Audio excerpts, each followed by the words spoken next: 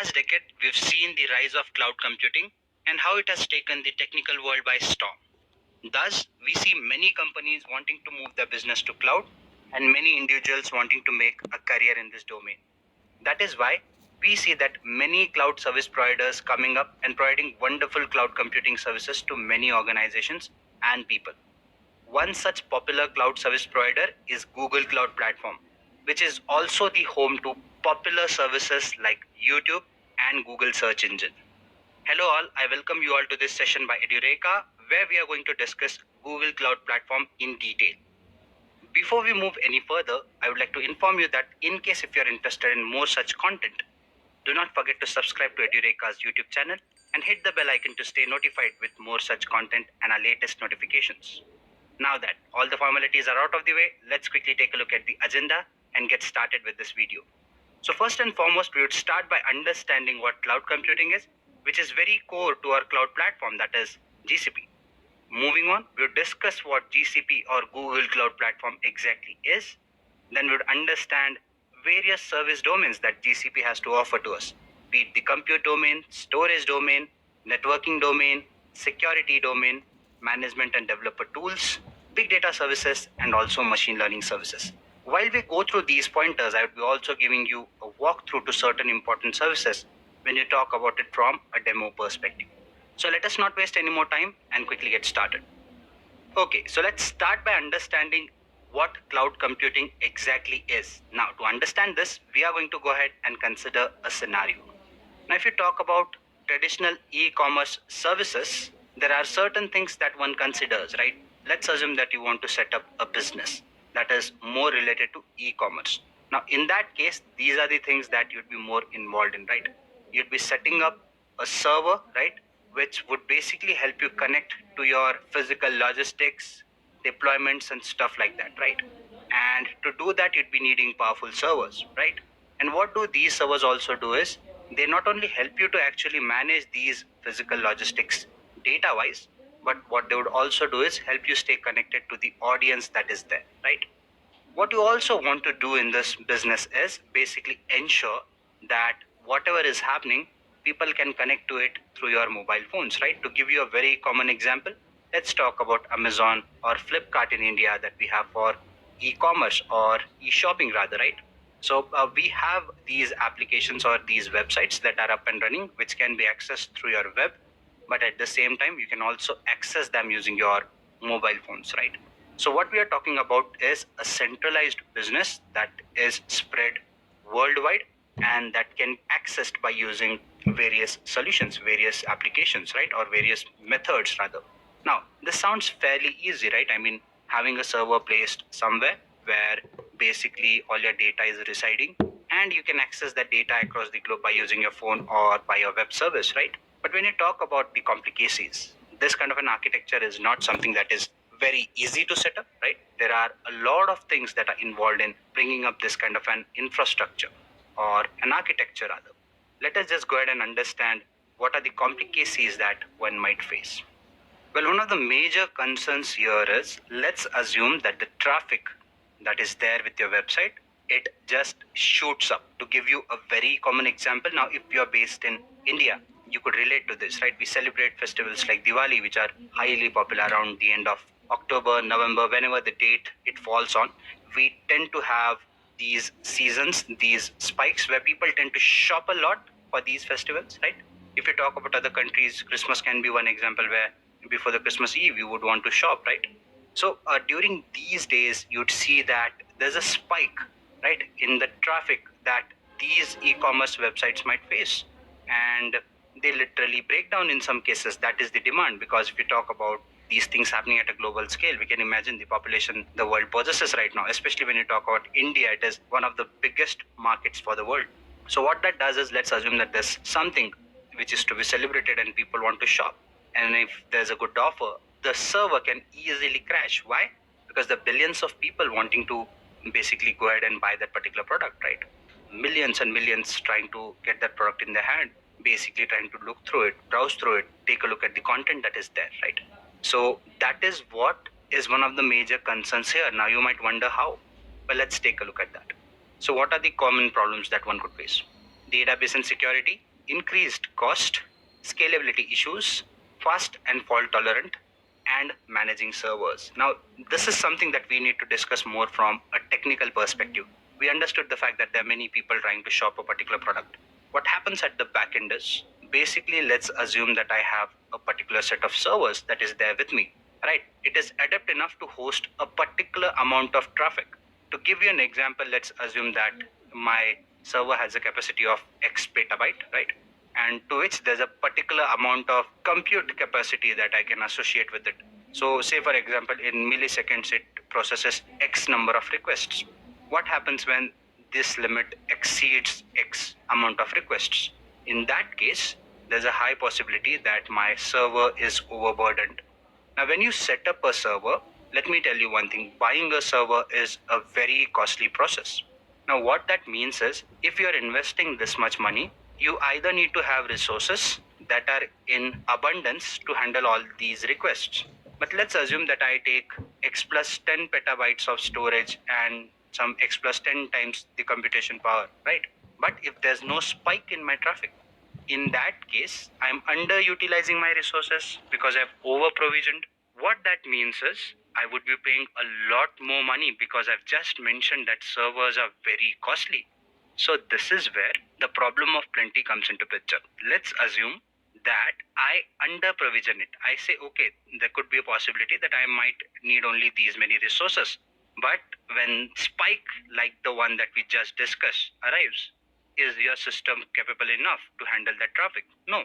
Again, there's a problem where you might face downtime, you might face server breakage and all those things, right? So what happens here is server breakage is the wrong term to be used, so forgive me for that. So what happens here is even in case of under preparation, you are losing out on the business that you wanted, right? You're experiencing downtime.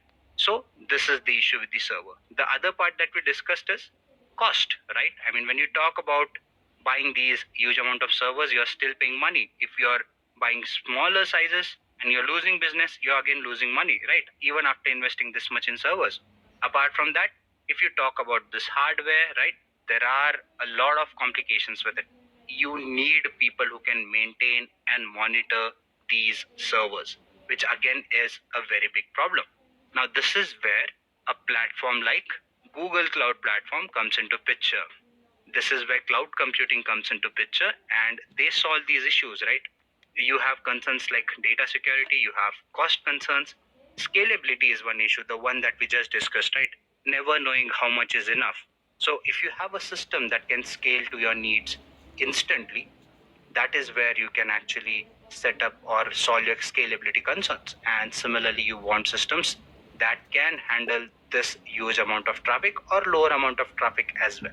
So as I've mentioned, cloud computing is something that would help you solve this problem.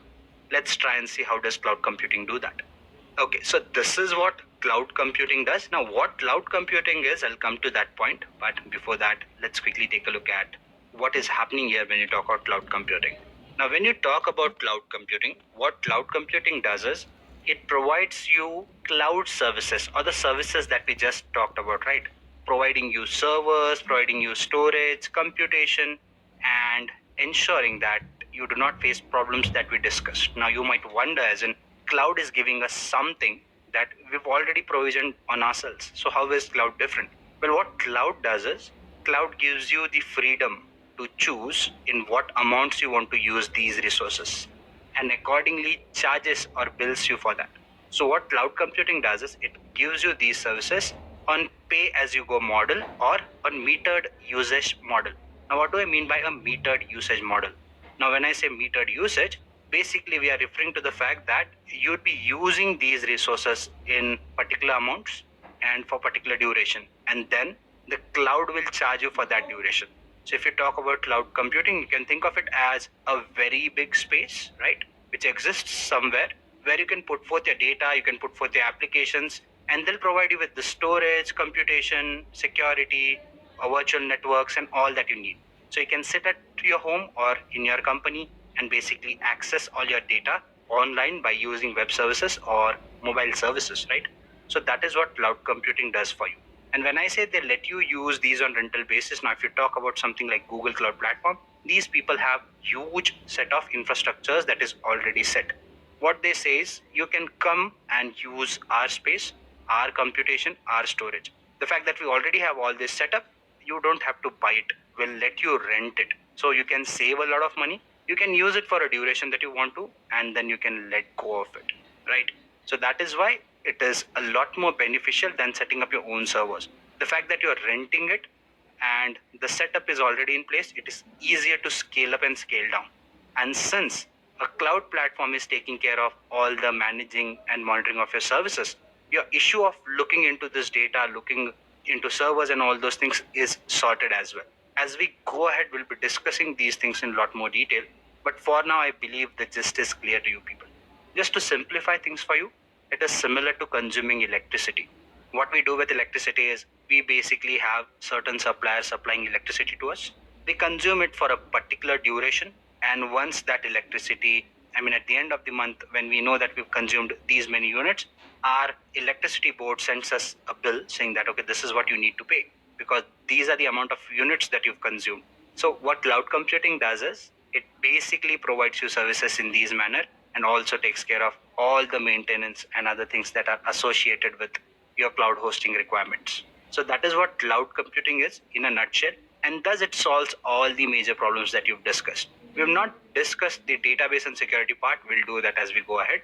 But for now, I believe the remaining points are clear to you. You can access the data remotely or by using your online services. Your costs are reduced because you're paying on metered usage, right? Dynamically, these servers can scale up and also scale down. And the amount of computation that you can choose and chop from, you have faster and better computation to meet your needs. So that is what cloud computing does in a nutshell. Let's now go ahead and see what else do we have here. So I think we have the definition here. Let's see whatever we just discussed. Does this definition do justice to that, right? Or our explanation does justice to the definition that we see on the screen.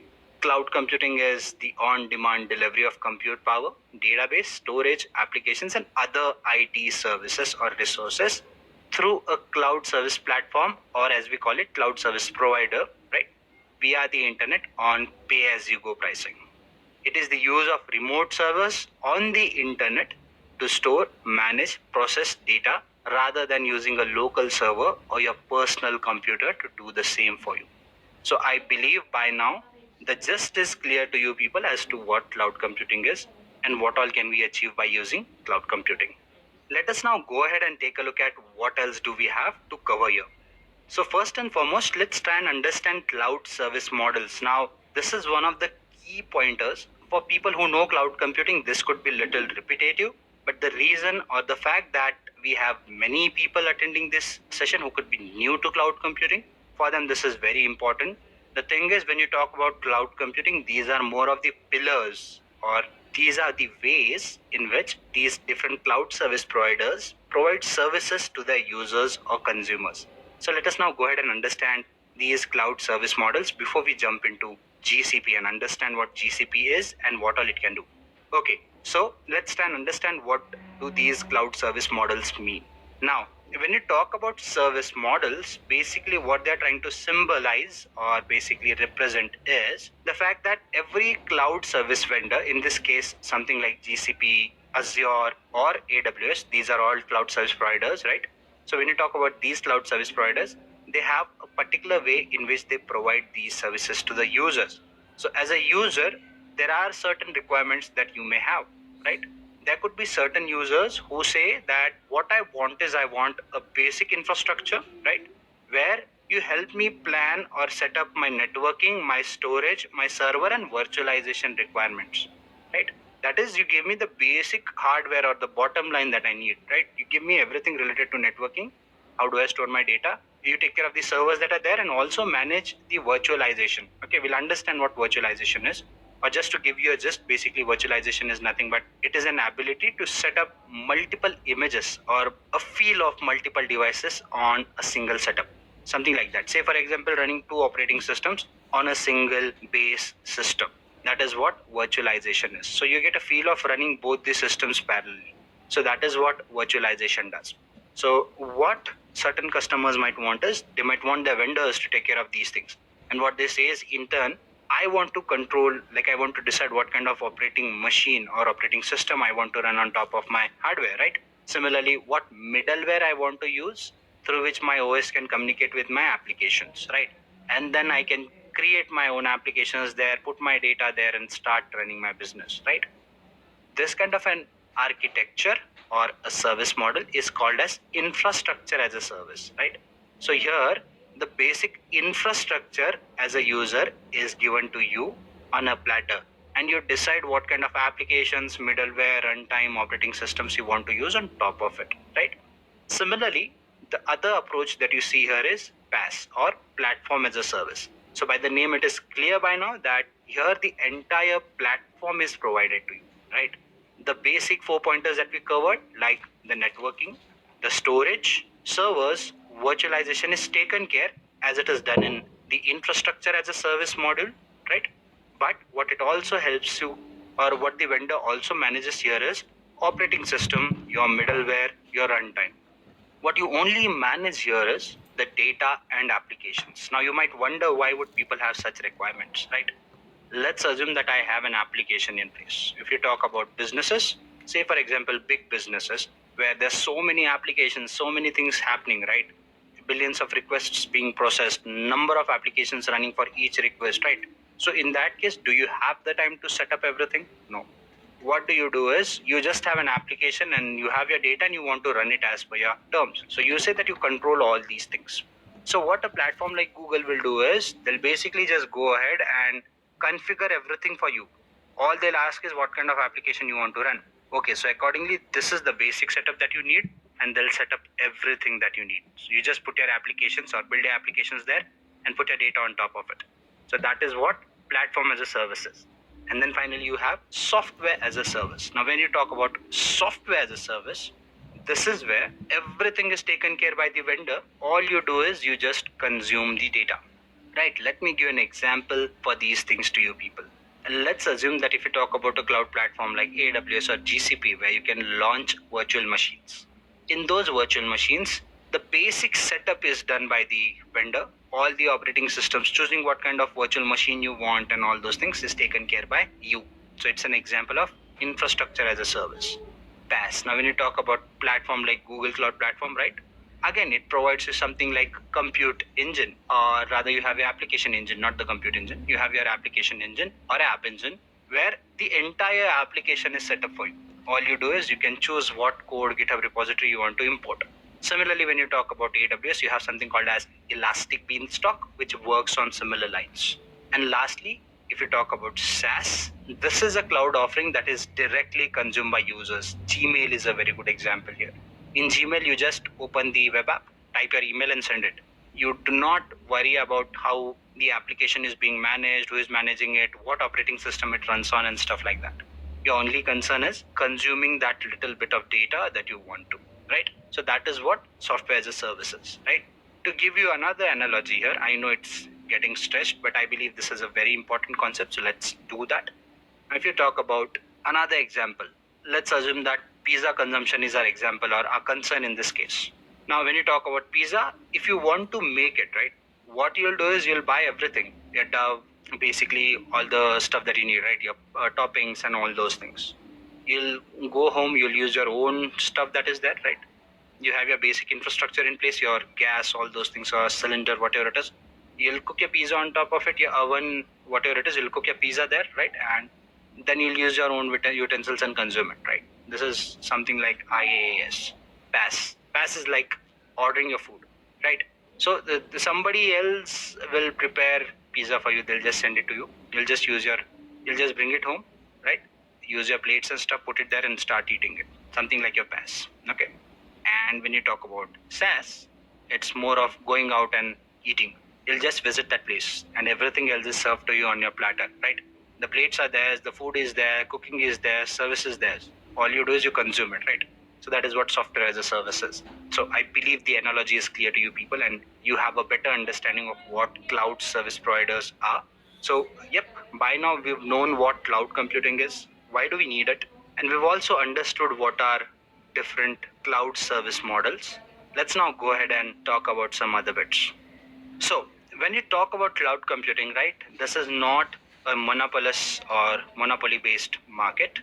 we have various cloud service providers that are there in the market that provide services in different domains, right? You have something like Amazon Web Services, Microsoft Azure, which hold a very large market share in the public cloud. Now, we've not discussed what deployment models are, but with time, I'll throw some light on that as well. So, when you talk about a public cloud, basically everything lies on a public server where other companies can also put forth their data. So, when you talk about Google, Amazon, Microsoft, these are public clouds. So, if you talk about public cloud market, Amazon and Microsoft Azure have a bigger market share, started way early in the market, one of the initial starters, and hence they have a bigger cloud market.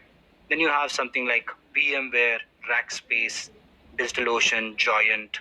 IBM again is one more popular cloud platform, and Terramark.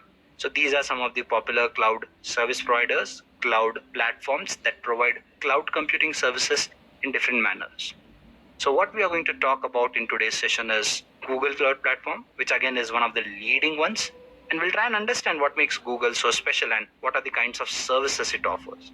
So let's just go ahead and take a look at those. So let's try and understand GCP. First and foremost, let's try and understand why GCP. So as you can see on the screen, what it says is Google Cloud Platform is a suite of cloud computing services that runs on the same infrastructure that Google uses internally for its end user products. It can be your Google search engine, right? Your Gmail, Google Photos, and YouTube. Now, you might wonder as in why do these pointers come in? Why GCP?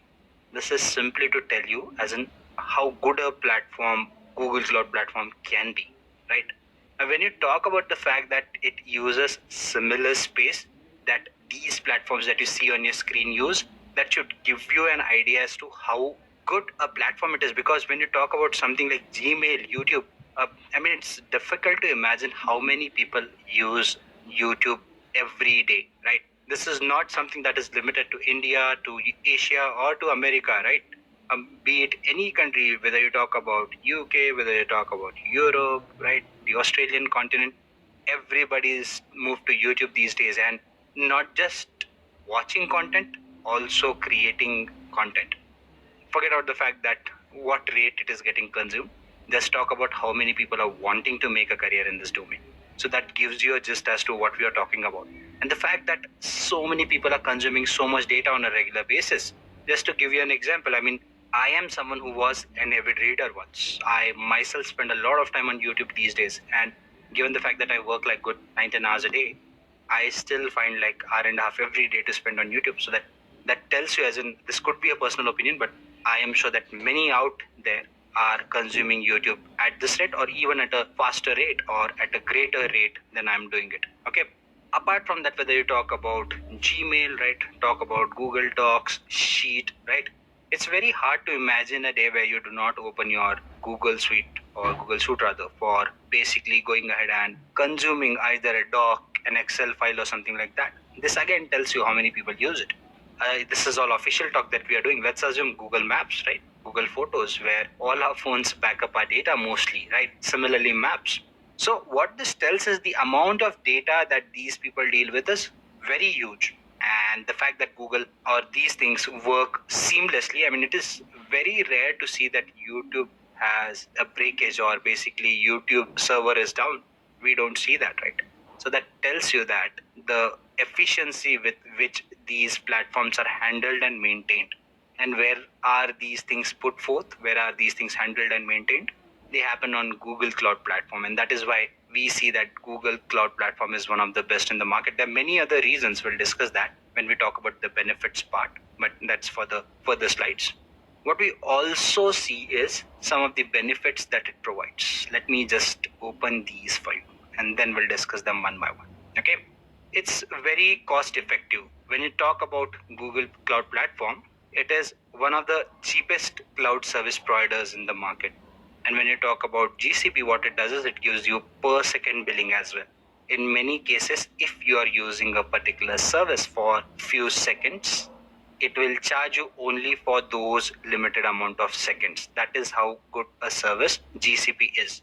Now, again, this is not the only benefit that it gives you per second billing, right? So if you've used a service for like 30 seconds, it will charge you for 30 seconds, 35 seconds, 37 seconds, whatever you consumed it for. But apart from that, what it also does is it gives you benefits where you can actually go ahead and pre-book your servers, your storage, right? And accordingly, depending upon the kind of subscriptions and plans you take, which are plenty to be honest, the service becomes very cheap, very affordable. One of the reasons is Google does a lot of research in ensuring that there's a lesser power consumption when you consume your data here, right? So it also ends up saving a lot of money there, ensuring the services are cheap to you people, and at the same time ensuring that the environment is not harmed badly. What they also do is they ensure that it is very scalable. Within mere seconds, you can scale up a device or even scale down. Not in all cases it would be mere seconds, but in many cases you can do that. So let's assume that you face a scenario that we discussed a while back. You have your website which is very popular, right? And in a peak time you come across an issue where you need to scale up or just scale down in case of adversity. With something like Google Cloud Platform, that can happen in minutes and you won't lose your business. Apart from that, custom machine types. Now, again, we'll discuss this as we get into the practical part of things where I'll show you what do I mean by custom machine types, okay? So stay tuned for that. But just to give you a gist, it gives you an option of choosing multiple machines, multiple services, where you have multiple options to choose from that meet a particular business need in your case. So if you have a particular requirement, you can specify that with the customization that you have. Now, apart from that, there are certain services that it provides in certain domains which are highly popular these days, right? Now, as you can see, there's Internet of Things, and also on the right hand side, you'll see big data analytics, cloud AI, right? Serverless computing. Now, if you talk about IoT, big data, or cloud AI, now AI and big data is something that is very popular. And if you talk about last 5 years, there's everyone who's wanting to make a career in this domain. I've seen people from various backgrounds curious if they can actually go ahead and make a career here. And there are people who've actually been from other domains and who are distraught for the fact that they cannot actually move to that domain. So that tells you how popular these domains are. So what GCP does is it is something that amalgamates everything that is there, right? It's not just about hosting applications, hosting servers, right? It gives you services that lets you process data on top of cloud. And this is where something like artificial intelligence and big data can be implemented on top of GCP or Google Cloud Platform. IoT, that is Internet of Things, which helps you connect various devices using internet, right? That actually helps you in data sharing, knowledge sharing. This is something that can be simplified by using Google Cloud Platform again, right? API platforms and ecosystems. So what GCP does is it provides you APIs, which can basically help you tinker with the applications that you have, find different ways to communicate with the applications globally. And that is why it is so good. And serverless computing, something that we'll discuss as we move further. Now, when you talk about serverless computing, what serverless computing does is it basically helps you focus on your business where you do not have to worry about the servers. Basically, your service provider manages the servers end to end. All you do is you basically run certain set of scripts that are run only when an event is triggered, and then your server gets running, which you do not have to control, and your data is fetched, and the application then again halts until you make the next request. Now you'll understand why this is so important as we move further. But for now, this is what serverless computing is, where you get a feel as if there are no servers that actually exist. Okay, so these are some of the reasons, benefits as to why GCP is a very good or a popular platform that it is today does reside to exist, right? So that is why GCP is very important and it finds its place amongst the top cloud service providers. Let's now go ahead and talk about the other pointers that we have on our plate. So what is GCP, right? So we've discussed certain set of pointers. GCP is something that supports those claims, right? Google Cloud Platform is a suite of cloud computing services and management tools offered by Google, right? Alongside a set of management tools, it provides series of modular cloud services including your computing, data storage, data analytics, and machine learning. So guys, when you talk about these cloud service providers like AWS, GCP, Microsoft Azure, these provide plenty of services, almost close to 100 services when you talk about GCP, and if you talk about Azure and AWS, the services are more, but let's not discuss that. That's not the point of our discussion. So what GCP does is it classifies its services into certain domains, and then you can actually go ahead and choose and chop amongst these services, as in what do you want to use and how do you want to use it. We'll come to that when we get into the demo part and when we start discussing the different services that you saw in the agenda part. But again, let's wait for that to unfold. Meanwhile, let's just go ahead and take a look at the other pointers. Okay. By now, I believe the definition of GCP is clear to you people. It's nothing but an extension of cloud computing practices. We discussed what is cloud computing, and that is what GCP does. It helps you implement, or it is one of the service providers that lets you basically implement your application hosting management and all those things. Let's try and understand GCP a little more. So let's now go ahead and take a look at a use case and let's see how Google Cloud Platform helps many customers across the globe. What we are going to do is we are going to take a look at a specific use case. So when you talk about this use case, Twitter, as we all know, is a highly popular tweeting platform, or rather social media platform would be a better word for this, right? So Twitter is not new to anyone. We all often read in news, right, that someone tweeted this, some paparazzi basically said this on Twitter.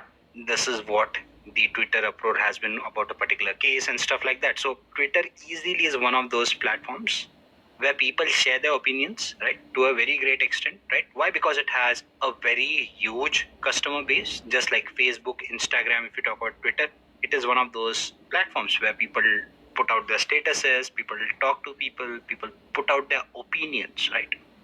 What this also means is this huge number of people who are actually on Twitter are also an audience for the company, that is for Twitter, right? So what Twitter does is Twitter also runs various ads, various campaigns on their platform, which many companies pay millions and billions for those particular ads, for those particular events. Now, if you talk about these ads and these events, as I've mentioned, the audience is huge here. The number of ads that are run are plenty. And when I say plenty, we are potentially talking about billions of engagement events that happen on Twitter. And when you talk about these billions of events, what these billions of events do is basically they affect hundreds of downstreams which different people use, right? If something is happening there, that event might be downstreamed somewhere else. Somebody else is showing it to somebody else, right? So the amount of people interacting here is huge. And not just that, when you talk about this platform, when these people interact, there's a lot of data that is being generated. Something that could be very important to Twitter and also to the customers that want these ads to be run, right? So what Twitter does is it has set up its own platform.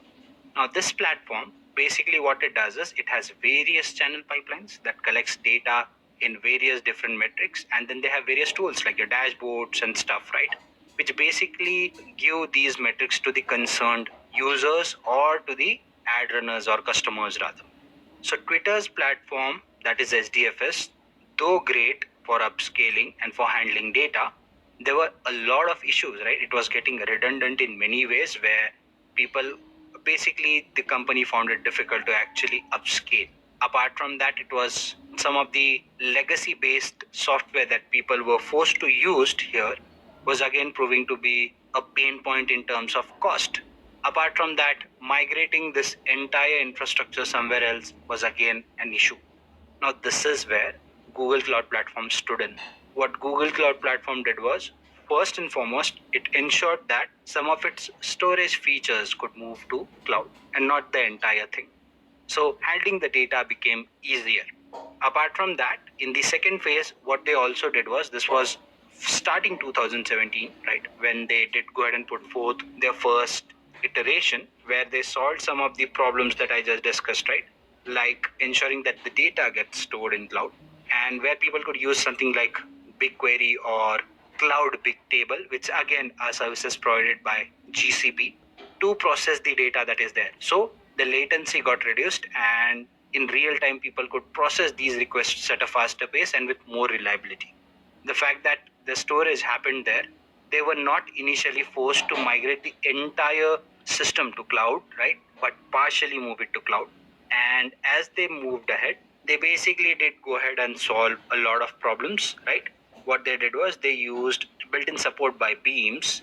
What it did was it basically helped solve clustering problem for GCP and for Twitter, where what they did was some of the operations could be performed at once and in large scale for multiple clusters. What they also did was they ensured that there was a deep integration of Google Cloud products, be it your Bigtable, BigQuery, PubSub, something like your Google Cloud's fully managed real-time messaging service as well. All these could integrate with Twitter's platform, right?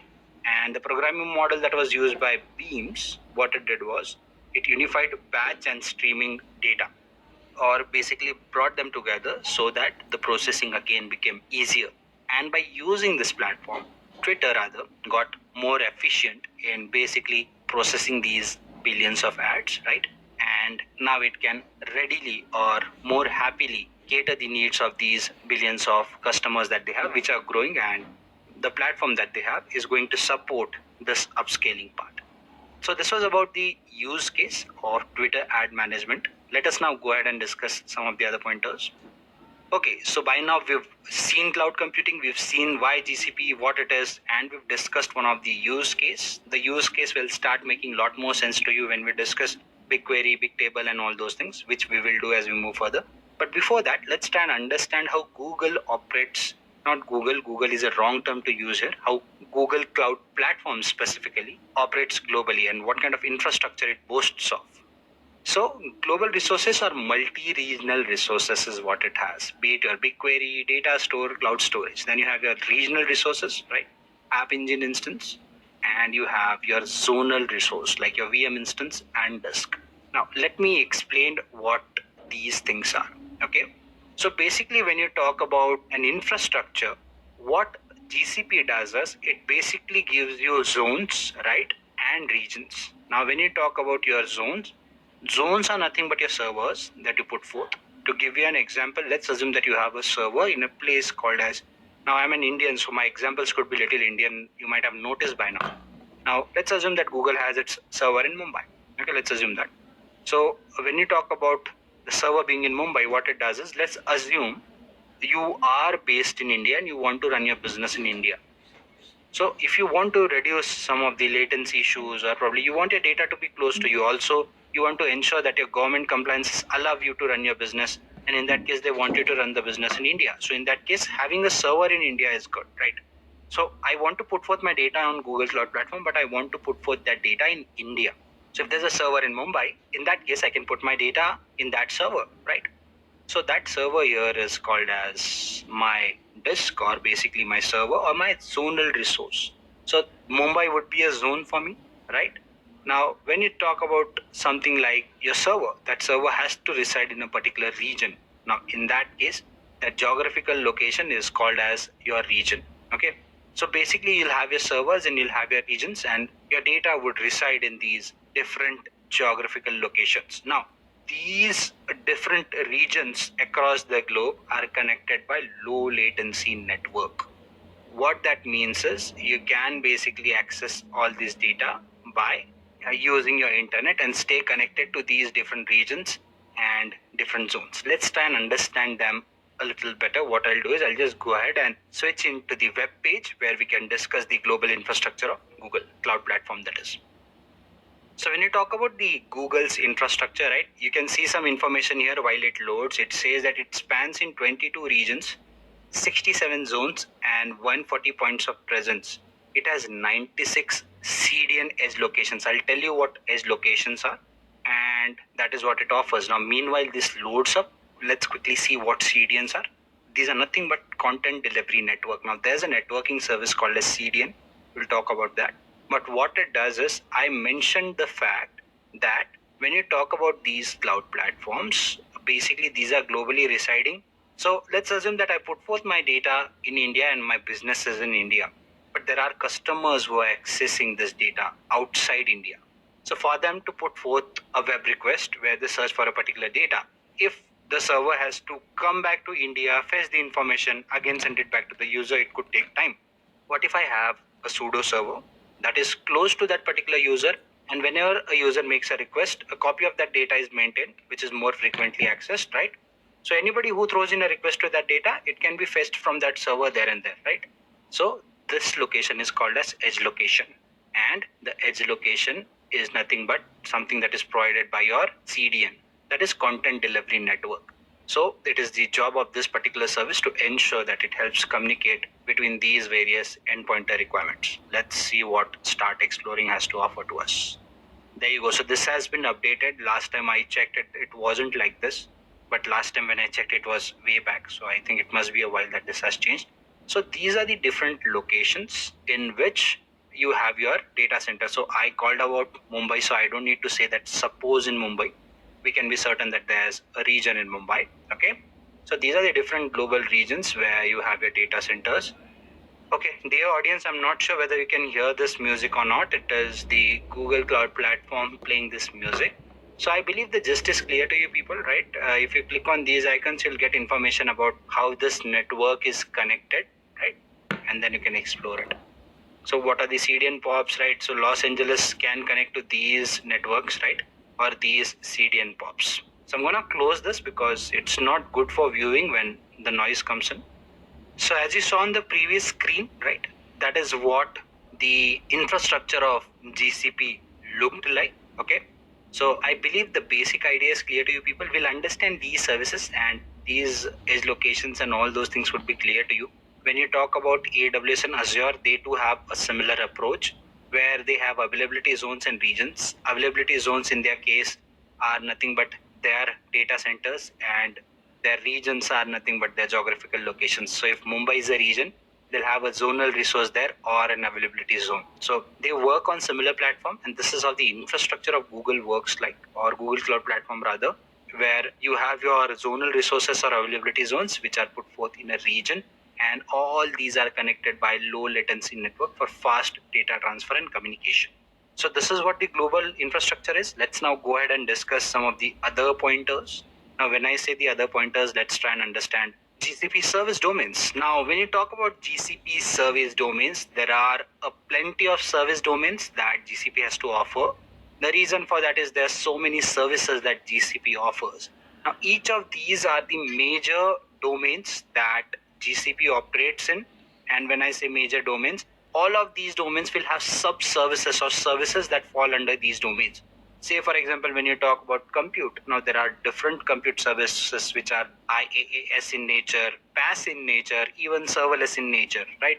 Similarly, you have storages and database. Now, this is where you can store your data, right? When you talk about storage, this is where you store your data in different files, formats, right? And database is something that lets you work with this data. Networking. Now, when you talk about a cloud platform like Google Cloud Platform, what it does is it has its resources that are spawning in different or existing in different parts of the world. Now, assume that you want to host applications, right? So we are not just dealing with computation, storage, database. There could be a number of services that are intertwined. So where is the data coming from? What is the amount in which it is coming? What are the metrics that I need to track? This is something that your management tools tell you. And data transfer is something that lets these applications communicate with each other. So these are some of the core domains when you talk about GCP. Now there are more, but these are the core ones. So if you want to be a good developer, maybe a good architect, and even a good administrator, these are some of the core services that would be core for any GCP exam that you give. So it is important you understand majority of these services. So I believe the overview of these services is clear to you people. Let's now quickly go ahead and take a look at the first domain, that is the compute domain. So these are some of the popular compute services that GCP has to offer. Now there are more than these, but these are the important ones. Let's try and understand them one by one. Now the first on our list is the compute engine, which is more of an IaaS service. Now this is where the service models that we discussed would add more value to your exploration. So when you talk about the compute engine, basically it is an IaaS offering, as I've already mentioned. And what basically you can do is you can launch or spawn your virtual machines. Now, in case if you need an a CentOS operating system virtual machine, or basically you need your Linux operating system or Windows operating system, you can basically go ahead and launch those services by a mere click. Okay. So not by a single, but few clicks is what will let you have those engines up and running. Apart from that, you have your app engine. Now, this is where your platform as a service application comes into picture. I discussed Elastic Beanstalk as well, right? So you can basically go ahead and do that as well here. You will be provided with a platform. You can decide what kind of platform you want there, right? You can choose whether you want it, you want a Python based, right? You want some PHP based, you can decide that. What GCP will do is, by using Compute Engine, it will launch a virtual machine by itself. You can just go ahead and put forth your data and application on top of it. Everything else would be managed by your app engine. Then you have your container engine. Now, container engine, it is also known as your Google Kubernetes service. Now, when you talk about Kubernetes, it is a container management service. Basically, what Kubernetes does is it lets you launch these containers in which you can basically put forth your data, your bin files, and all those things, and it will start running. You just pick up that container and put it on any base, and it will start working for you. Let's assume that you have a multi-purpose charger, right? Where your phone gets connected once it does, and in front you have 10 different ports, and you can connect that to any kind of socket that is there, right? So that is what a container is. It will basically take in your data. In your case, if you're charging your phone, right, your phone is your data. So it will take that data, it will connect it or put it in that container, and that container can be used anywhere on any kind of platform or base, basically. So that is what container engine does, and container registry is one of the services that lets you do that or supports that activity. And then you have your cloud functions. Now this is your serverless offering that GCP has to give to you. So this is what some of the popular compute services that GCP has to offer are. Let's now go ahead and get into the demo part. We've been talking for an hour almost. So let's just go ahead and see how the GCP compute services pan out, how they work. Okay, so what I've done is I've actually gone ahead and signed into my Google Cloud Platform account. Now, when you talk about your Google Cloud Platform account, what GCP does is it basically offers a free tier version to you, which you can use, and you can practice quite a few things by using this free tier account. So when you have a free tier account, it comes up with certain set of benefits, like all the basic services can be implemented there, and what GCP does is for a certain duration, it provides n number of units of money for you to use. So you can use that free units or those free units to spawn your instances, launch your storage services, database services, and stuff like that. So what you have to do is you have to just go to Google Cloud Platform free tier, create an account. They'll ask for your credit card. That is for verification. In case if you're using paid services, they'll charge you, but they give you a list of free services, so you can always use those free services, right? So once you do that, once you give in your credit card details, they'll verify your account, and you'll be having an account that is ready to use for you. So ensure you go ahead and create a free tier account for your usage. Okay. Once that is done, you can always come to this platform and start using it. You can see that all the major services, be it your IAM, APIs, compliance, security, all these services are here. Okay. We'll be discussing these one by one. Do not worry about that. But meanwhile, let me just scroll down. The compute engine is the one that we'll look into right now. App engine is your service where you have your PaaS offerings. We'll see the IaaS one, right? The basic one. In your compute engine, you have your services, versions, instances. So a virtual machine is called as an instance when you talk about these cloud platforms. Let's open one of those. Unable to find resource you requested. There was an error loading it. So let's reload it. Okay, no problem. We'll go back and we'll try something else. So let me go back. Let me just click on it and let me just go to compute engine. This was the reason, because I probably did it from the wrong place. So you can go for virtual machines, VM instances, right? Let's click on VM instances. So there's an instance that I created a while back. This was just for the usage purpose I wanted to show you. But let's not do that. Let's just stop this first. Now it might take a couple of minutes for this to stop, but I can instead just say delete it. So let me delete it. Are you sure you want to delete it? Yes, I'm very sure I want to delete it. So it should delete this instance, and once this instance is deleted, I'll be having this interface for my usage. Okay, and there are various other options that you can do. You can see at the panel at the top where there are quite a few things that you can basically control. But meanwhile, let me just delete this instance and we'll launch a newer instance. Okay. So let me just refresh this and see how it pans out. If it is still deleting it, then it could take a minute. Okay, let's just say create now. during the course of this video, I'll also show you how do these things work in other platforms as well. I'm not going to walk you through them in detail rather, but I'll just give you an idea as to how these works, or those services also work there. So let's quickly take a look at, or just add a name here for our instance that we are planning to launch. Let's call it SAM4321. Labels, do you want to add a label? Because if you create multiple instances with similar names, it could be confusing, so you can add a label as to what that instance is for. You can see that I have this much amount of free credit, somewhere around 21,000 Indian rupees for my usage, so I can span these many instances. If I use this particular instance for a month long, it would charge me $25. In Indian currency, if we say like 70 to 75 rupees for a dollar, right, that is 750 for 10, so around roughly 2,000 rupees for an instance to run for the entire month if I keep it running, which you might not need to, but giving you an estimate, right? So it gives you the detailed information as to how long would this instance be running and how it would be working and stuff like that. Okay, let us now go ahead and discuss some of the other pointers. So it is a general purpose instance, right? If you can click on these things, you'll understand quite a few other things, right? So basically, when you say a general purpose instance, it serves a moderate performance of your computation and storage. Okay. If you talk about compute optimized, those are optimized for your computation, and memory optimized are something that give you higher memory or better memory usage. GPU is something that is used for your graphical processing. Okay, so we'll stick to the general purpose for now. This is its configuration. Okay, you can choose what you want to. You can also use a micro one. Okay, so this is not a concern for us. We are using it for a demo purpose. You see, each time you select one, it will give you all the details. It is using 2 virtual CPUs and 1 gigabyte of memory, and I can choose what kind of machine that I want to use here. If I click here, I'll get to choose. So I can use a Debian, right? I can use a GNU Linux. So instead of Debian, I can go for Windows and other things as well. So I have the option of choosing other servers if I want to, whether it's a Linux one, Red Hat one, and stuff like that. Let's stick to CentOS for now, or the Debian one for now. Okay.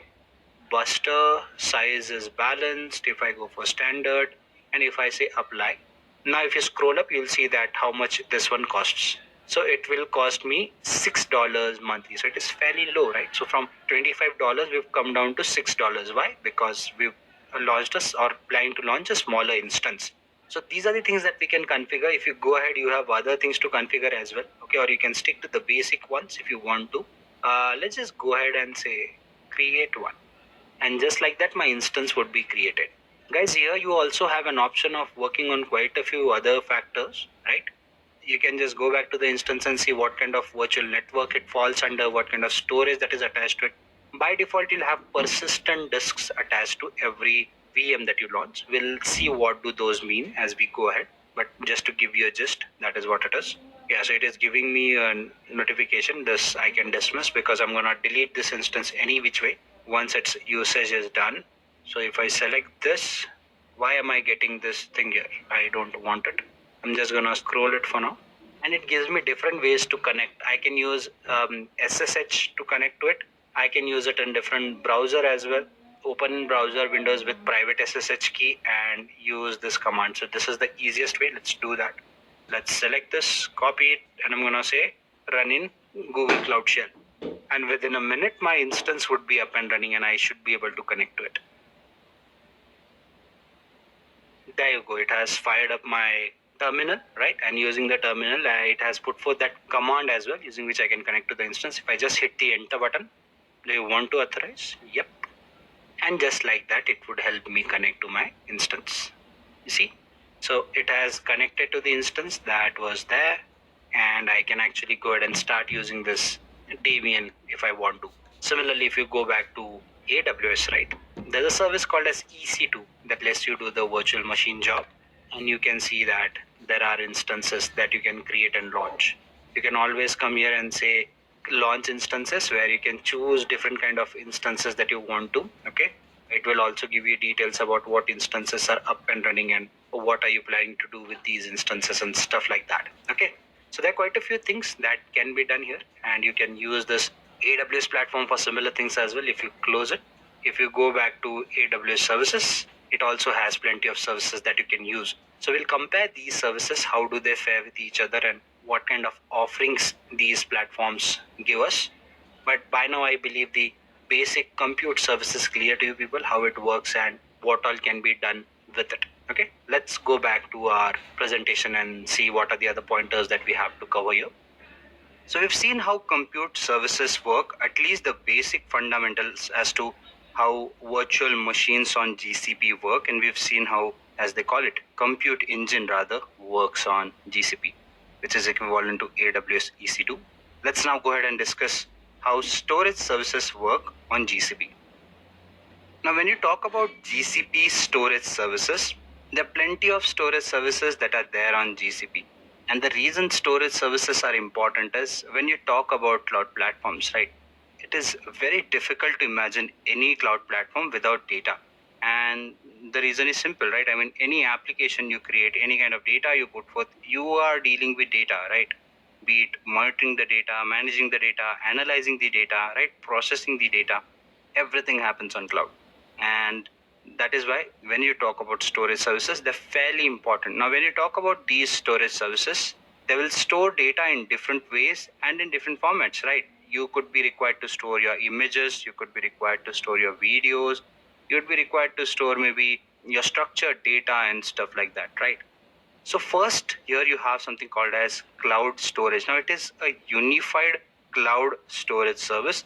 What this unified cloud storage service does is it lets you store data in the form of blobs, or you can store your data, be it your images, as I mentioned, be it your videos, right?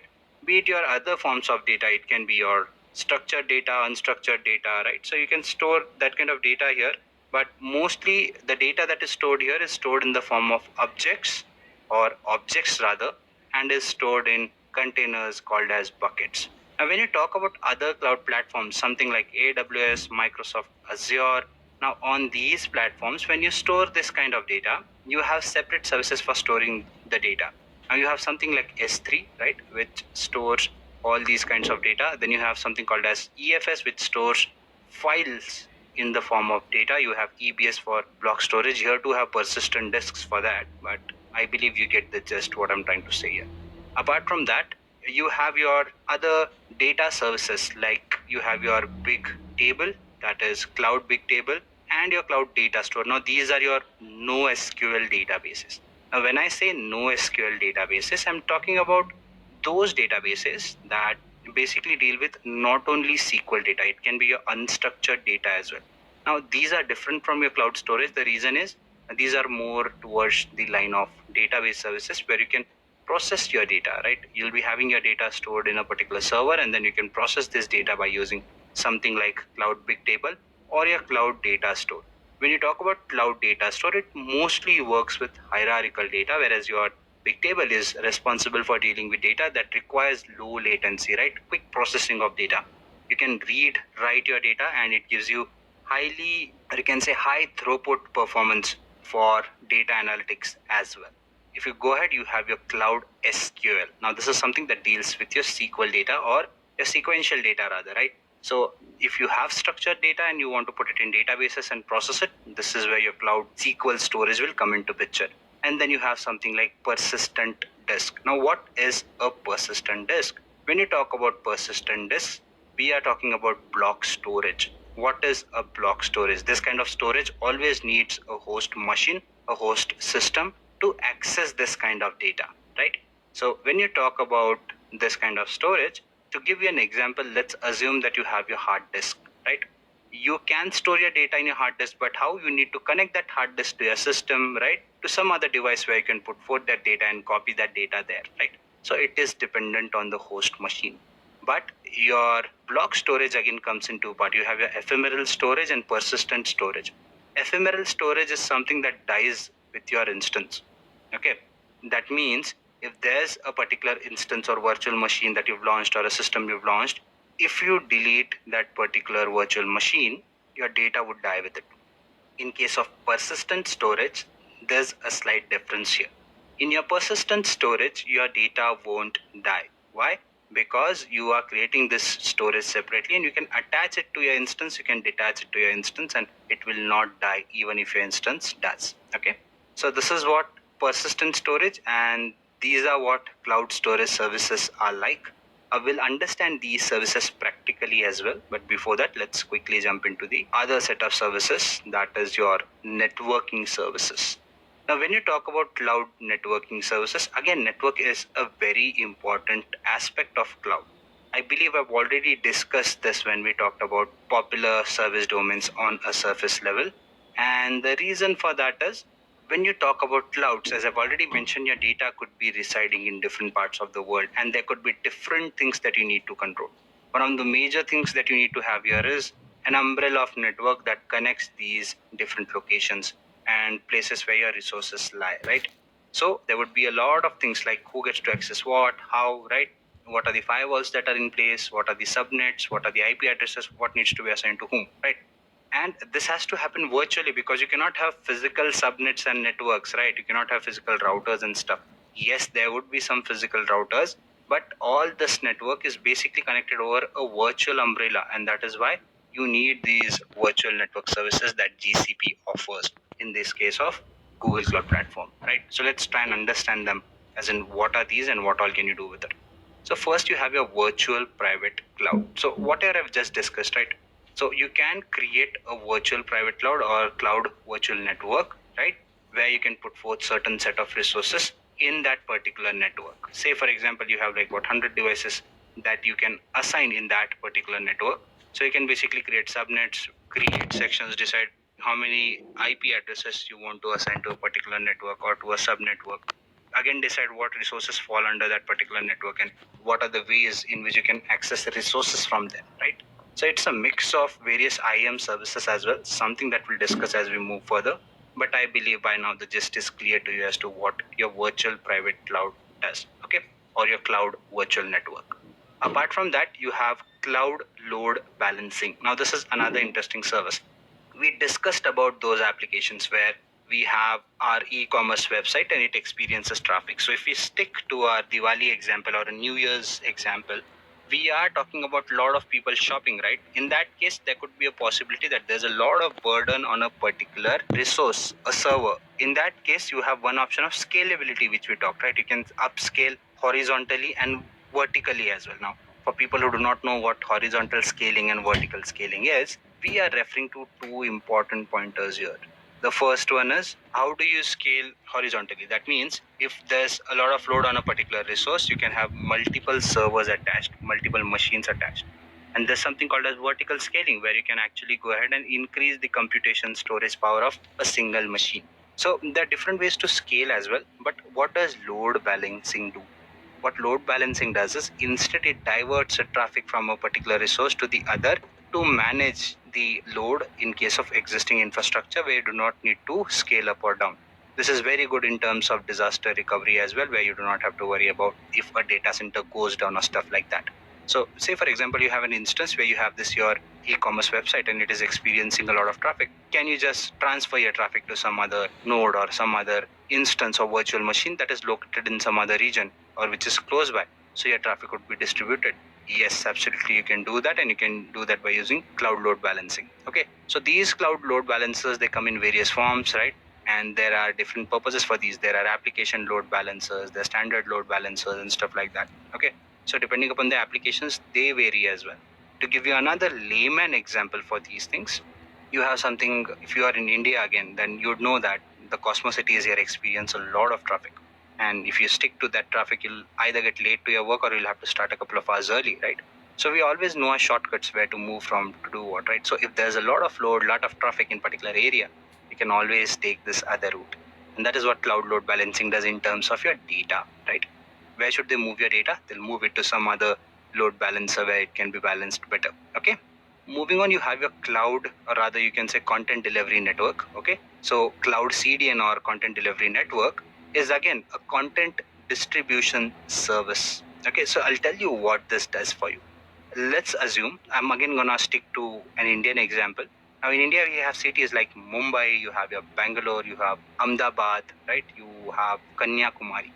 The reason I'm specifying these cities are, let's assume that I'm based in Mumbai right now and I want to move to Ahmedabad, which is in Gujarat, or to Bangalore in Karnataka, or Kanyakumari down south, okay, right to the bottom of the country. So depending upon their locations, the closest to me would be Ahmedabad from Mumbai, right? The next would be Bangalore, and the last would be Kanyakumari, because the distance is lot.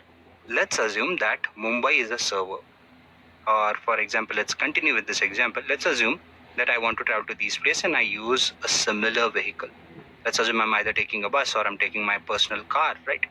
So if it takes like 10 hours to reach to Ahmedabad, it would take like around 15 to 20 hours to reach to Bangalore, and somewhere around 25 to 30 hours to reach to Kanyakumari, depending upon how I leave from Mumbai. Okay. So the point I'm trying to make here is, the more the distance, the difficult it is, or the longer it will take for me to reach to a particular location. So if Mumbai had a server and I had to fetch data from Mumbai server and I was based in these 3 different locations, the earliest I would get the data would be in Ahmedabad, and the latest I would get it would be in Kanyakumari, right? So what that implies is, data latency can be a big issue. So how does Google Cloud Platform solve this issue? It creates content delivery networks, or in simple words, it has edge locations. So each edge location is located close to a particular data center. What they do is they fetch the frequently accessed data from the server and cache it there in that particular edge location. So that way, whenever, if I am trying to access this data, let's assume from Kanyakumari, and if it has been cached there, I would be accessing this data at a faster rate because the distance would be minimized, thus resulting in low latency results. So this is what content delivery network does. And then you have your cloud domain name service. Now for people who do not know what domain name service is, let's assume that we all use website like Amazon, right? Or maybe our Google search engine. So we put in an address there, right? The address can be something like www.amazon.com, right? So this is an address which is easier for you to understand in a layman language, right? Similar to if I have to visit to my friend's place, right? I'll be looking at the address that is given, maybe flat number X, road number X, area number X, and something like that, right? So what do these labels tell me is, where does this person reside, and it is easier for me to find this person based on this address. Similarly, if you want to access particular set of data, you need to know where does this data reside, right? Your website address, and that is something is controlled or governed by your domain name services. Now with cloud, or in this case with GCP, you specifically have a service called as Google Cloud Domain Name Service, which basically lets you control these domain names, have access to data for people from different locations and stuff like that. So the domain naming service that is controlled by Google Cloud is Cloud DNS, which lets you do these domain naming service activities. Okay. So this is what GCP networking services are, and this is what these services do. Let us now go ahead and take a look at the demo part and explore some of these services a little more. Okay, so previously we saw how to create an instance, right? Now we'll go ahead and explore the storage service as well. So guys, note one thing. You might have not realized in the previous part that when we saw how to create an instance, the fact that whatever thing I'm creating, it goes in this my project, right? So it is a container where my GCP is storing all my resources, okay? So similarly, to store your data, you also need to create a storage account, okay? So when you start this for the first time, if you click on cloud storage, it will ask you to create an account. So make sure you do that. You just have to enter a name for it. And I think you should be good to go ahead with it. Right now, in my case, I think I should be having a storage account already. So I'm going to just go ahead and say cloud storage.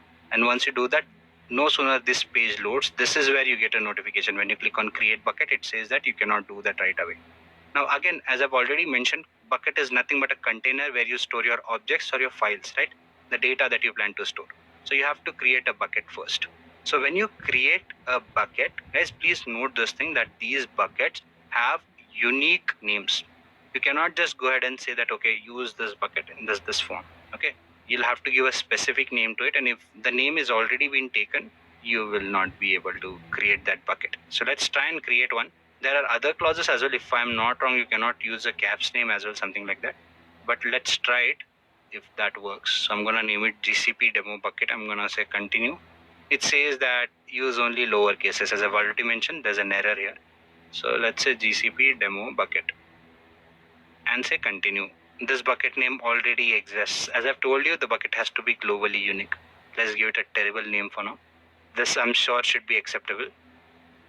So guys, once we click on continue, these are the other things that we need to take a look at or need to understand, as in what kind of bucket I want. Do you want it regional, dual regional, or multi-regional? By the name itself, it should be clear, as in the latency is reduced, because in a regional bucket, you are dealing with a single region, single bucket. All your work would be concentrated there. In dual region, you'll be having high availability, low latency, and you can access this data across two regions. In multi-regions, you can have data in multiple regions as well, or buckets in multiple regions as well. That is, you can access this bucket from multiple regions. In this case, we are sticking to the region one. This is a basic demo. Apart from that, you can choose what kind of region do you want to store or create your bucket in. Say, for example, I can select Mumbai, India, right? Let the basic one be here. This is not very important for us. So I'm just going to go ahead and say continue. Okay. And once I click on continue, the next thing is I need to choose what kind of storage account I want to use right here. So I have certain options here, whether I want a standard storage, nearline one, cold line one, or archive one. You might read what is written here. Meanwhile, I'll explain what those are. Say, for example, you want to store your data, right? It is mission critical data and you want to access it right away. Okay. So in that case, you should store your data in standard access. This is where no matter when you put your data, you can retrieve it right away. Okay. No retrieval time is required. Nearline is something when you put your data there, you have to put that data there for at least a month. You cannot access it or retrieve it before that. In some cases, you might want to store your data for a longer duration, maybe around a quarter or 3 months, as we say. That is where you can use your cold line data. And finally, you have your archival data, which is for a duration which is longer than 1 year. Now, you might wonder, as in why do we have these kind of different brackets? First of all, the first one is the costliest here. Why? Because there's no retrieval time. I mean, you do not have to wait for more than a seconds, right? The latency is like in seconds, so which is very less, even milliseconds in some cases, so which is very less. So since if you're talking about mission critical data, it is always wise to put your data in these kind of storages or in this storage. Next is your nearline and the others. Now, what do these others implies? There could be a particular requirement for you to store your data for a particular duration. Suppose that you either might not want it or might not want to use it, right?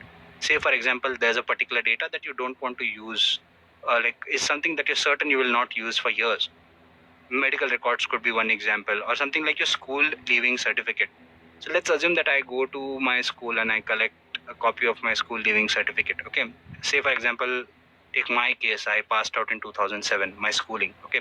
So if I am to take a look at this information, right, and this for some reason for today it's like 2021, right? So like 14 years. I want that copy of my school certificate. So I can always visit my school and apply for that, right? But the fact is I'm accessing this data like what after 14 years, right? So this data is important to me, but not something that I need it right away for mission critical purposes, right?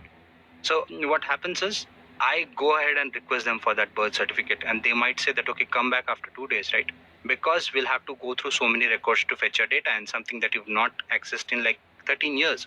So something like archival storage is similar to that, where you do not need to access your data regularly, but you need a copy of it to be maintained somewhere. So you can do that. Since the retrieval time is longer, it's cheaper compared to other storages. And why do you store data in these kind of things, right? Let's assume that Edureka makes courses, right? What if Edureka had its database on something like GCP, right? In that case, if I had to store a particular copy of my course, which I do not use regularly, I might put that copy in a cold storage or archival storage, which I do not access frequently, right? So the data would be there, but it would not cost me a lot. But what if there's a course that I do not access at all and I put it in standard storage? Now it is being charged very heavily. I'm being charged very heavily for that, but it's of no use, right? So that is what these different storage systems talk about. Okay, I hope that is clear to you. Let's continue with the standard one because this is a very minor demo that we are creating. What kind of access you want, fine grained stuff, let's not get into details of that. It's not important. Let's just create a bucket. And just like that, I'm sure a bucket would be ready. You see, within a minute you have, not even a minute, within click you have the buckets with you. It says upload file. I'm just gonna go ahead and say live stats, and I'm gonna open that bucket. And there you go, the live stats PNG file is uploaded. So you can upload your videos here, you can do quite a few other things here. Now again, you might wonder, as in, is this the most efficient way to use this particular set of data? Are there other things that I can do with it, right? Yes, there are a lot of things that you can do. You can basically go ahead and assign bucket policies, right? As in, you can decide who gets to access this file. Say, for example, this is a private bucket. So storage is standard here, and you can see public access, it's not public. So not anybody can access this data but me, right? And it says retention expiration date. There's no date here. Why is that? Because I haven't set a life cycle policy. Something that I can do when I say assign a life cycle policy, what that means is basically I can decide after a particular duration what to do with this file. Now there's a certain set of data that might be useful to me in real time, but that data might not be as useful after 3 months, right? So let's assume that there's a particular image that I put forth here, and I realize that after 3 months I'm not using that image, or I know that after 3 months I will not be using that image at all. So in that case, I can assign a life cycle policy to it. I can say that in that life cycle policy, I can say that okay, for 3 months let it be in standard storage. Post that, either move it to cold line or near line, or directly move it to archival, because I might not be accessing that file for that longer duration any further. In case if I feel that I'm just not going to access that again, I can just set an expiry date and it would be deleted and garbage collected by GCP. Okay, so that is what your life cycle policies let you do. The other things that you can do, you can delete your content here, download it, right? You can upload your files and do other things as well. So this is what your bucket or your Google Cloud Storage lets you do. Now with AWS, you have something like AWS S3 Simple Storage Service. I'll show you what that is, but when I discuss the IAM part, that is when I'll show you, because I want to also talk about multi-factor authentication and stuff like that. So meanwhile, you can wait for it. Okay. So this is what these buckets or these storage services do for you. So I hope this is clear to you. We also discussed the VPC part, right? So let's quickly see what VPC also does. So do we have VPC here? So for VPC, I'll have to maybe scroll up or scroll down. VPC, there you go. And you say create your VPC networks. Okay. So this is where you can create your virtual private cloud. By default, you can see that these are the subnets that are assigned to it. I will not create one, but I'll show you what can be done here. It's fairly easy. You can definitely try doing it on your own, but let's not spend too much time doing this. Okay. So you can basically give a name, maybe ABC as a network. Okay, that's a terrible name, but let's stick to that. Apart from that, you can decide whether you want to automatically create subnets or custom create it. What's the difference? When you custom create it, you specify what IDs, IP addresses do you want to put under a subnet. If you select automatic, it will automatically distribute the IP addresses. Say for example, you have 20 IP addresses, you can decide what these 20 IP addresses need to be assigned to what subnet. Okay, so accordingly you can decide that based upon the region in which these exist. Okay, so this is one. And then once you do that, you can also go ahead and create a firewall here. So what do we do with firewall? With firewall, you can decide who gets to access this network, right? Where are you allowing data to enter into this network? Now let's assume that I have an instance. We saw how to create a CentOS instance, right? So if I have one lying in this network, in that case I need to decide how can I sign into this instance, right? Am I SSHing into it? And does my virtual private cloud allow me to do that? So I can set up policies that let us control these things. Okay, so this is how the virtual private cloud works. And similarly, if you look for CDN, I'm sure you'll have that here as well, because we've discussed that. So you have your cloud CDN as well. So when you talk about your cloud CDN, you can add origin here. So when you say origin, you can decide where do you want to basically go ahead and cache your data from. That is why you add your origin and stuff here. Okay, so that is what your CDN lets you do. Okay, so this is what CDN is all about. Let's now go back to the presentation and discuss the other services that we have with us. So let's now go ahead and try and understand how GCP security works. Now when you talk about security, security is a very important aspect for clouds as well. If you go back to like 2014, 2012, people already questioned cloud security. The reason was there were many outages back then where people lost a lot of data. But that has changed. Whether you talk about physical security, where these data centers are governed 24/7 by physical resources or physical individuals, also to the fact that where people do not know where these data centers are actually located to visit. Yes, we know there's a data center in Mumbai, but you will not know where it is located. Very few people know about it. Apart from that, if you talk about network security, there are various practices, be it your IAM, where you can control identity and access management, be it running security checks through and through, or be it setting up shared security models where you as a consumer get to control certain security activities, and cloud as a vendor knows that okay, these are the things that we need to control, and they also control those security aspects. So you get more security when you talk about cloud. Now what are the things or what are the services that are there? Now when you talk about cloud security services, there are plenty of security services that are there in the market. The major ones are, you have your Google Resource Manager, then you have your IAM, Security Scanner, and Platform Security. The others as well, as I've mentioned, but these are the core ones. If you talk about the Cloud Resource Manager. What a Cloud Resource Manager does is it lets you set up a structure, right? We've talked about that your projects hold all your resources. So it's a similar structuring that we are talking about. Since you put all your resources in a structure, it becomes easier for you to decide who gets to access what, and more importantly, how. Okay. Now this is where your IAM also comes into picture. What IAM does is basically IAM ensures that you as a user gets to control who gets to access what and how. So we'll see this in the demo part. I basically have some IAM users through which I can access my AWS account, which is very similar in Google Cloud Platform as well. I'll show you how that works. Okay. So basically, when you talk about Cloud IAM, what it does is it helps you create users to start with. So I can create, say, for example, 10 users for 10 different people. So I have an organization where I want these 10 different people to do different things. So I'll be creating 10 different accounts so that when these people access the cloud, they get to access this cloud from their account, and I can decide how much access to give to which individual, right? I as an admin, I have entire control, but others I can decide who gets to access what, right?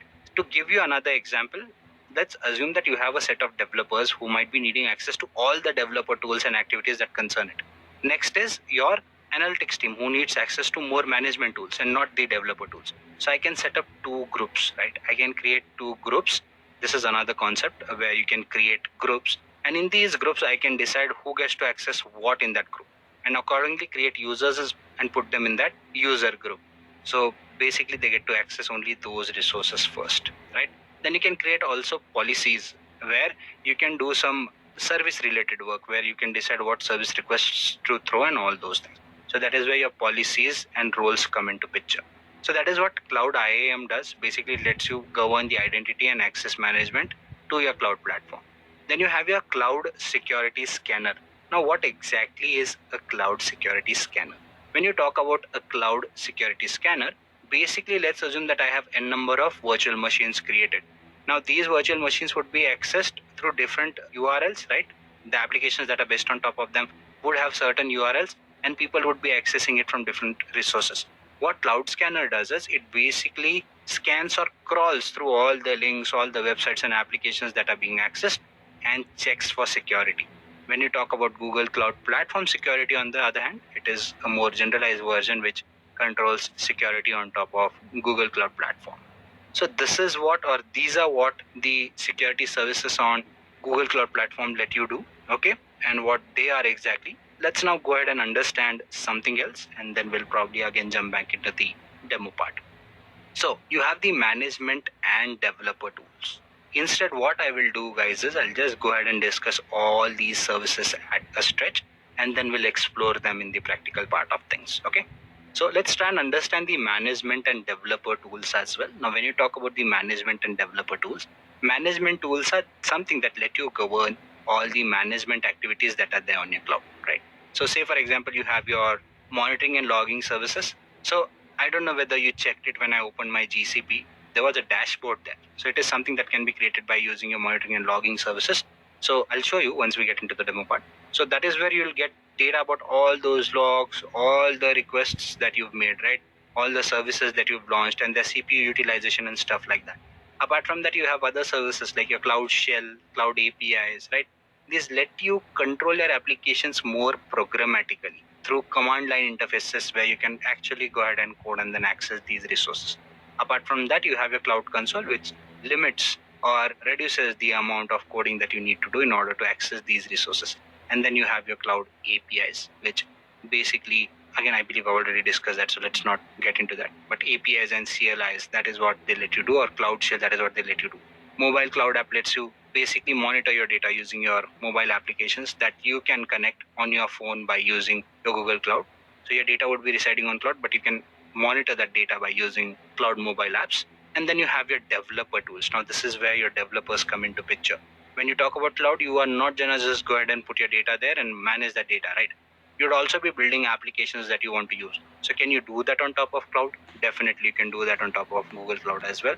You have something called as Google SDKs, then you have your deployment manager, and you have your Google Cloud source repositories. So SDKs is something that lets you control your software development toolkits on top of cloud, and deployment manager is something that lets you control your container applications on top of Google Cloud. In terms of cloud source repositories, it is something that basically lets you have a version control device on top of cloud.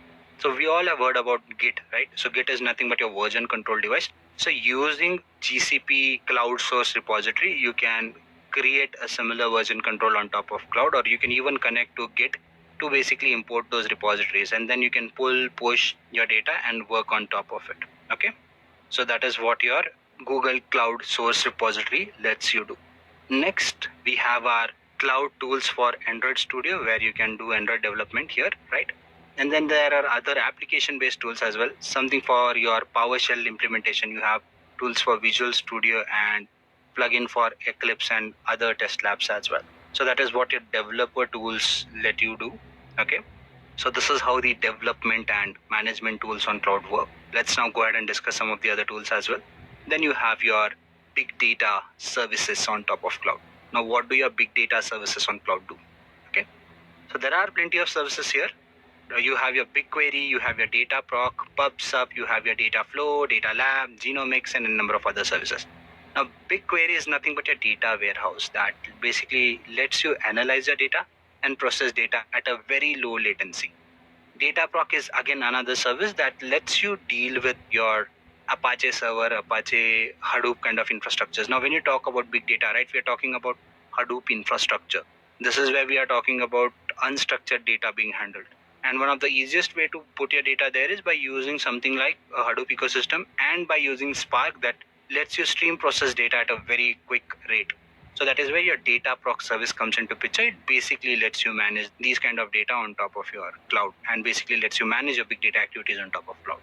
Then you have your PubSub and Dataflow. Now these are your streaming services. So if you've heard of something like Kafka, that lets you do publish your data and basically lets you to subscribe to other topics as well. Say for example, you use Gmail, right? On Gmail, what we do basically, we have certain emails that we've subscribed to, and we get them regularly, right? You can decide to unsubscribe as well. So when you talk about streaming data, if you want certain topics to be subscribed to, you can do that by using PubSub and Dataflow. So Dataflow does not let you subscribe, but it works on handling streaming data rather. And then you have your Genomics and Data Lab. Data Lab again is a tool that handles big data for you, and Genomics is something that lets you work with research kind of data. Now, what do I mean by research kind of data? Now I'm referring to that data that basically lets you deal with something like COVID that we had in 2019, right? Suppose that there were many people wanting to research on genomic data, the DNAs and stuff, right? To understand how did this virus evolve. So that kind of study falls under life sciences. And if you are a group of people who want to do it, you can do that on cloud. All your basic infrastructure and underlying aspects will be controlled by Google Cloud Platform.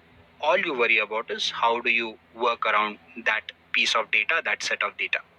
Moving on, you have something like your GCP machine learning services. Now, when you talk about GCP machine learning services, we are referring to practicing machine learning on top of GCP cloud. Now, machine learning, as we all know, has been trending a lot in last decade, and it will continue to trend because the importance of data has changed widely in recent times, and that is why we see people wanting to make a career in these domains. So can you do or perform data science activities and machine learning activities on top of Google Cloud? Definitely you can. How do you do that? You have these set of services to let you practice these things, right? So first and foremost, you have a cloud machine learning. So it is similar to AWS SageMaker, where you can actually go ahead and practice these things like building your Python, having a Python notebook configured readily on top of an instance, and then building a model. And with something like cloud machine learning, it becomes easier for you to deploy those models as well in the public environment or in the production environment rather. Then you have your APIs. Now these are cognitive services. What do I mean by APIs or these cognitive services?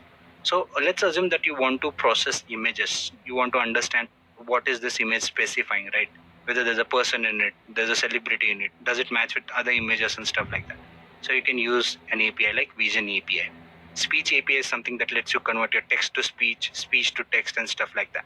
Natural language APIs are something that let you work with your lexical data analysis, or basically doing sentiment analysis and stuff like that. Then you have translation and job APIs as well, that basically let you translate your data, and job APIs are something that again deal with data handling in general. So that is what these services let you do.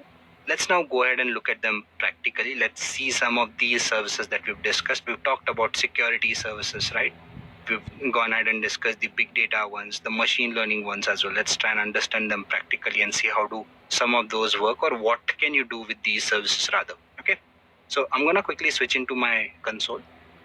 So there you go. I've gone back again, and now I'm gonna go ahead and you see this dashboard here. We talked about the management and developer tools as well. So this is how a dashboard. This is what it simplifies, right? What kind of data was being used. So initially, when I started the server at 12:30 today, I had a spike there. Okay, so that is gone. That is when I started one of my services. So the CPU utilization rose there. So you can see that the CPU utilization and stuff will change here if you create your resources. Okay, you can monitor other resources, billing and stuff as well. You'd get to know what are the resources. You can see that there are two storage buckets that are there, one compute engine that we created a while ago, and one of the buckets that you saw how to create one, right? So all the information would be available in your dashboards, and this can be done by your monitoring and logging services that you have. Okay, what are the other things that we can do here? Let's just go ahead and take a look at those. Security services, IAM is one of those that I just mentioned, right? So you can create your IAM users here, and you can decide all those things, who gets to access what. So if you click on members roles, you can add those. You can just add users as well. Say for example, I add a user called as Vishal here. Okay, forget the spelling, it's not important. Okay, I can select what kind of role this individual needs to have. Okay, you have to enter the email address here for that. Okay, so you can add an email address, and post that you can decide who gets to access what. Is it an editor access, owner access, viewer access? And I can also add conditions here for durations, times, days, what kind of access and stuff like that. You can add more roles here, and then you can just say save.